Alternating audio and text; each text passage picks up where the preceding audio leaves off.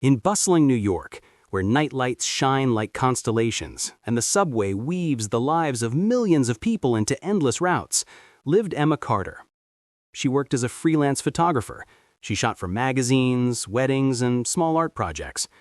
Photography was not just a job for her, but a way of looking at the world, to notice details that others do not see, reflections of light on wet asphalt, shades of smiles of passersby, gentle movements of fingers of couples in love. Despite the bright city, Emma lived a quiet, almost chamber life.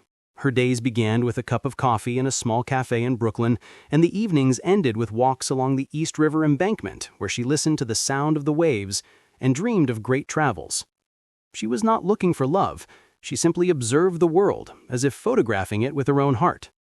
One gloomy October evening, a sudden downpour tore through the sky. Emma, holding her camera under her jacket, ran into the first open coffee shop. Inside, the smell of fresh cinnamon and wet wood filled the air. A man sat at a table by the window, a book in his hands. Tall, dark-haired, with slightly tired but warm eyes, it was Liam Grayson, a programmer from San Francisco who had come for a few days to attend a technology conference. Their eyes met by chance. Emma found herself unable to look away. There was something familiar in his smile, like the echo of a long-forgotten memory. "The rain chose the perfect time to ruin plans," she said jokingly, setting the camera down on the table next to her. "Or the perfect time to find new ones," Liam replied, closing his book. The conversation started with the mundane, about the weather, coffee, and books, but it quietly turned to the deep. They talked about childhood dreams, fears, favorite cities, and how hard it is sometimes to let go of the past. Emma said that she had always dreamed of photographing a sunset over the ocean, and Liam said that he wanted to write his own book someday, even though he worked with code, not words. Time passed by unnoticed. Outside the window, the rain had turned into a soft mist, and there were only a few customers left in the coffee shop.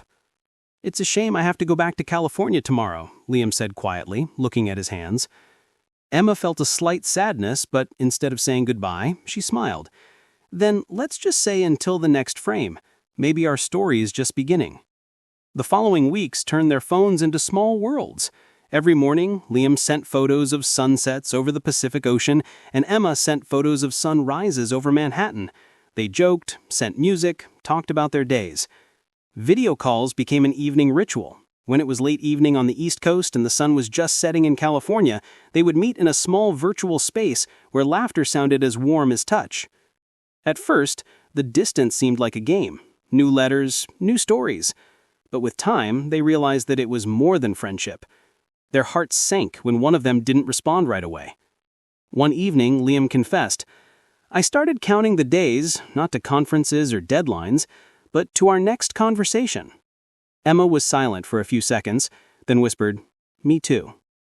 3 months later, Liam invited Emma to San Francisco. She hesitated, work, new orders, fear that reality might ruin their magic, but she bought the ticket anyway.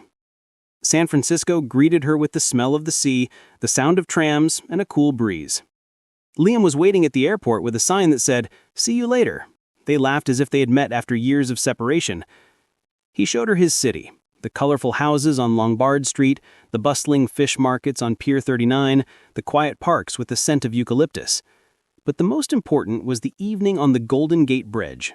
There, to the sound of the ocean, they stood side by side, holding hands, and silently watched the sun sink into the Pacific Ocean. "You know," Liam said, "there are 3,000 miles between our cities, but now I feel like there are none between us." Emma simply leaned against him and took the picture, their first shot together that didn't require any words. They took their time with their promises. No one talked about getting married or moving. Instead, they began to build small bridges in their lives.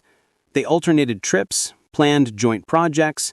Emma shot photo series for his startup, and Liam wrote a program for her future photo blog. The distance remained, but it ceased to be an obstacle. Their hearts found their own geography, where kilometers were not important, but the desire to meet the dawns together, even if sometimes only through a screen.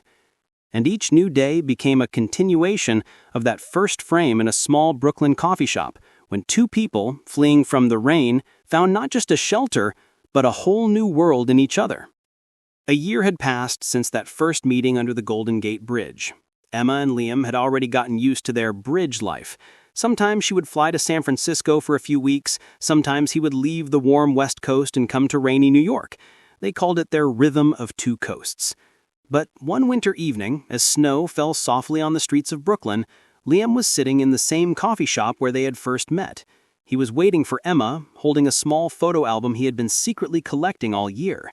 It contained their shots, sunrises and sunsets, letters from airplanes, random selfies, even a shot of the same neon sign that had glown in the rain that first evening.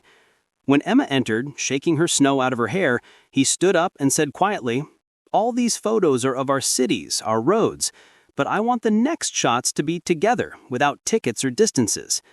Emma opened the album and between the pages she found a card with the inscription, "What if we build our bridge for good?" Her heart suddenly warmed by the very meaning of those words. She looked up and saw that Liam wasn't offering a ring or a solemn promise, just a simple but genuine offer. "I found a small studio in Brooklyn. I'm ready to move in if you want to." Emma was silent for a long time, breathing in the smell of cinnamon and coffee that reminded her of that first evening. Then she smiled the way one smiles, only when the heart finally finds a home. "We'll build our bridge here." A few months later, they were furnishing a shared apartment with tall windows overlooking the Manhattan Bridge. Emma continued to take photos, but now Liam was helping her create her own online gallery. On weekends, they traveled across America, shooting sunsets in Arizona, listening to jazz in New Orleans, walking among the redwoods in California. Each trip was a reminder that a real relationship wasn't about choosing between here and there. It's the ability to turn any place into a home when that same person is there. And every morning, waking up in her Brooklyn loft, Emma would open the window, catch the first rays of sunlight, and think, now our bridges aren't about distance, they're about always walking towards each other.